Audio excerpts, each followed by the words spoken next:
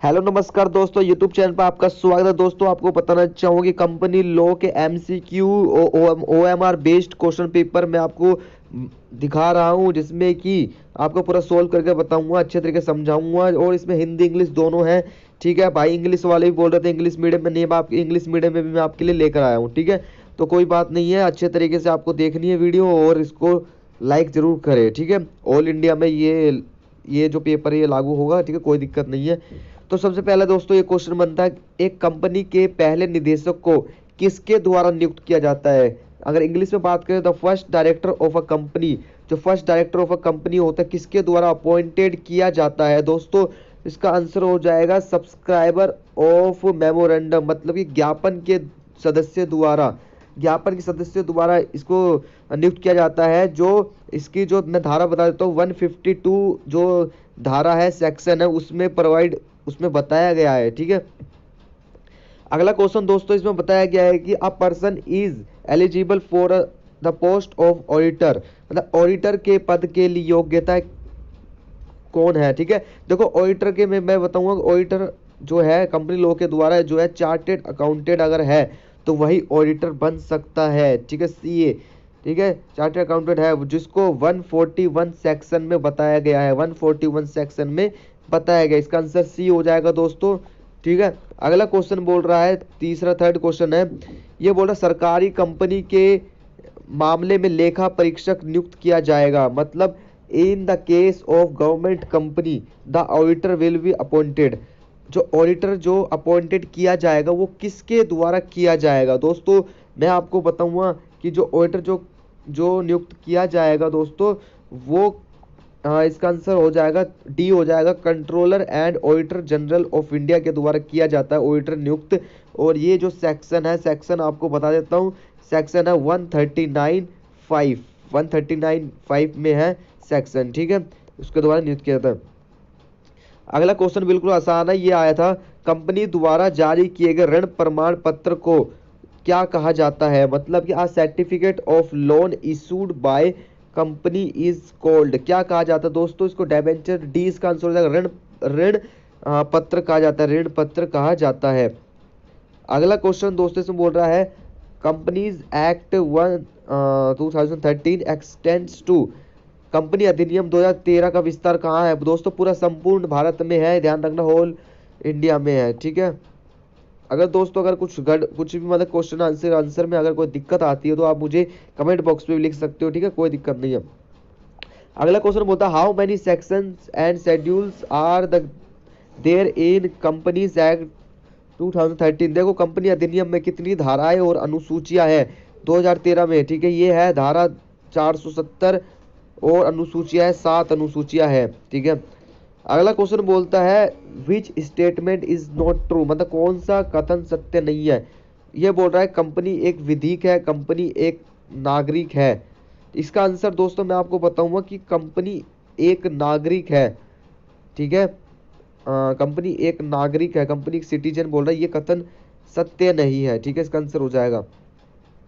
अगला क्वेश्चन दोस्तों ये बोलता है, ये बोल रहा है, which was the first legislative steps, पहला जो जो कंपनी अधिनियम है ये कौन से अधिनियम के द्वारा ये लागू किया गया था। दोस्तों ज्वाइंट स्टॉक कंपनी अधिनियम, इसका आंसर हो जाएगा ज्वाइंट स्टॉक कंपनी एक्ट।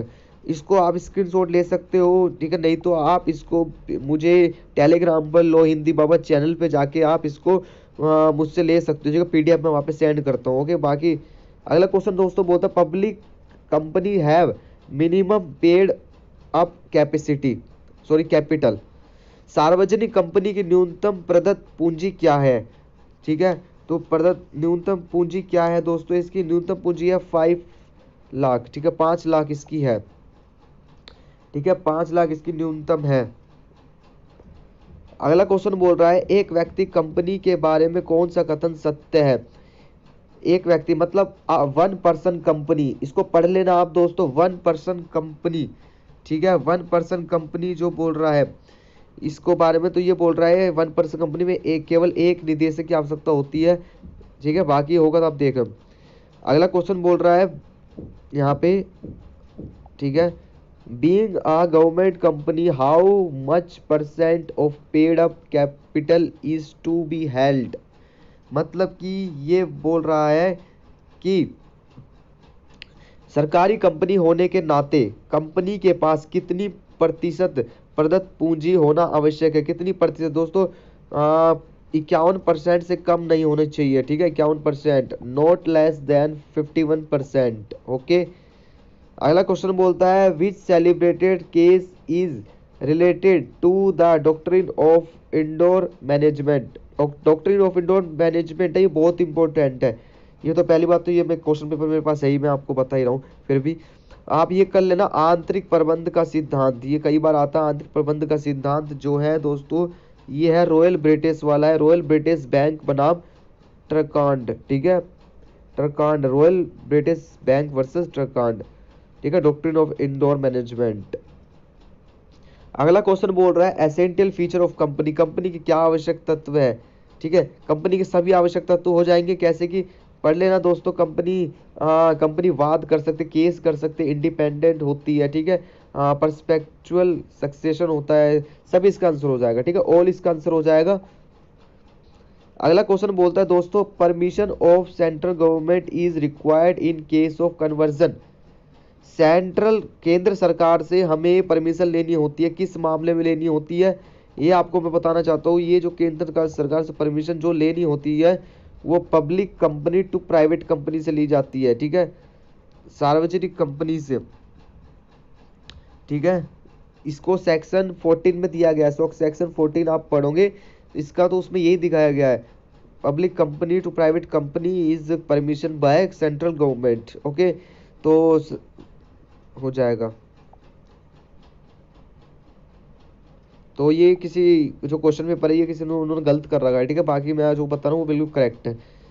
अगला क्वेश्चन बोलता है minimum number of members are required in case of public company.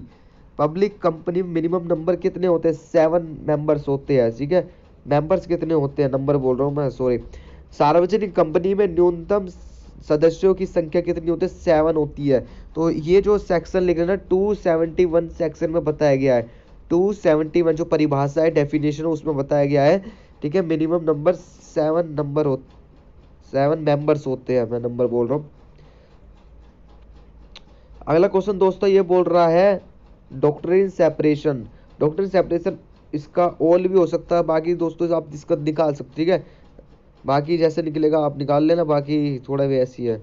Okay, indoor management भी पढ़ रखा आपने, बाकी ऑल भी हो सकता है। अगला क्वेश्चन बोलता है paid up capital is the total money that the company receive from. मतलब प्रदत्त पूंजी वह कुल धनराशि है जिसे कंपनी प्राप्त करती है।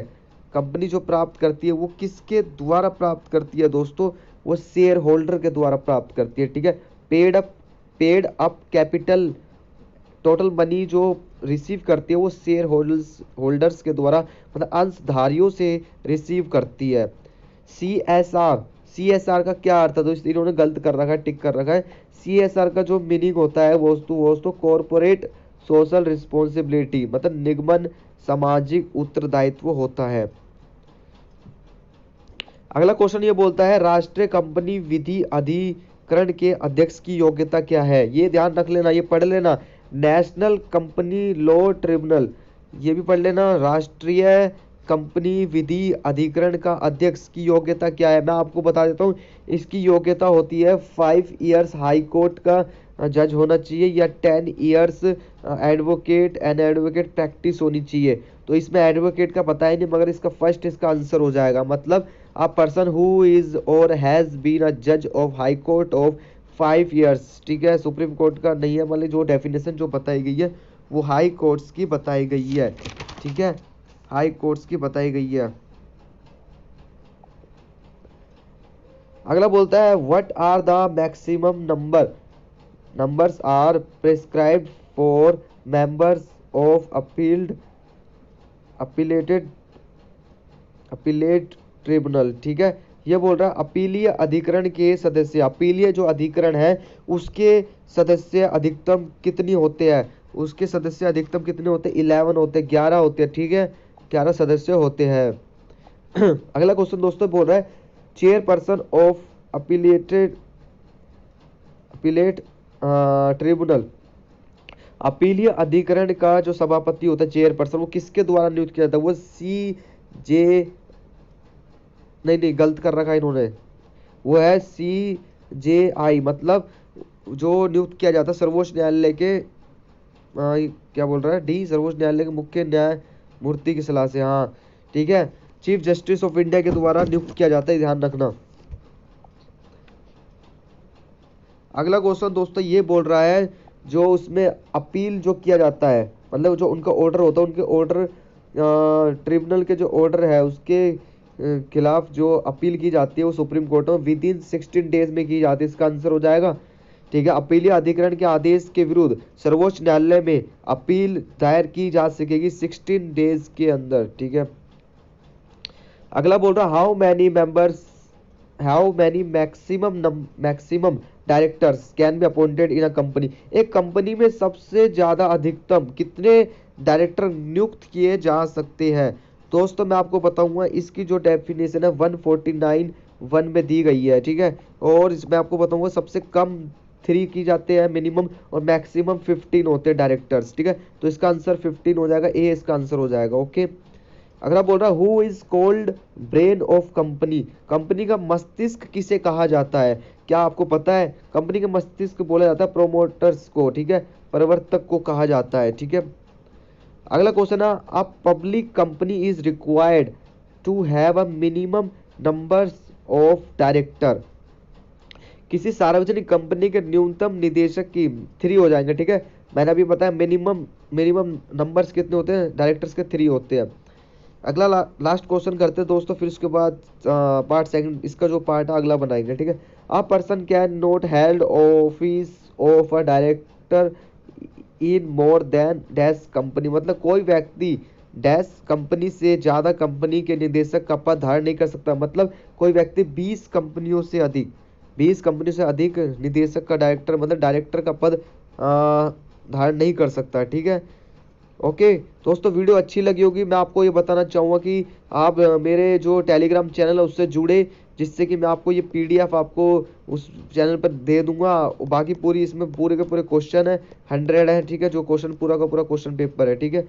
जितने भी क्वेश्चन पेपर है जो आपको मिलेंगे अच्छे तरीके से, थोड़ा उनसे हेल्प हो जाएगी आपकी, ठीक है। और बाकी कई पार्ट बनेंगे। ओके, वीडियो अच्छी लगी तो लाइक करो, शेयर करो, धन्यवाद।